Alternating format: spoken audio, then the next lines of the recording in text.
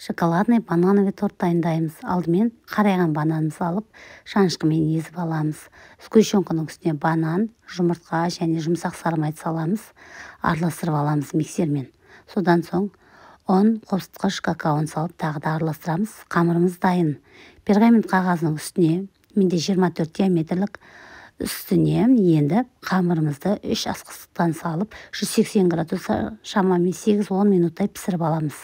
Енді кремін дайындаймыз. Творожный сыр мен сахарный фонданы араластырып, үстіне сливкиді құйып салқын, тағы да араластырамыз да кремімізді дайындаймыз.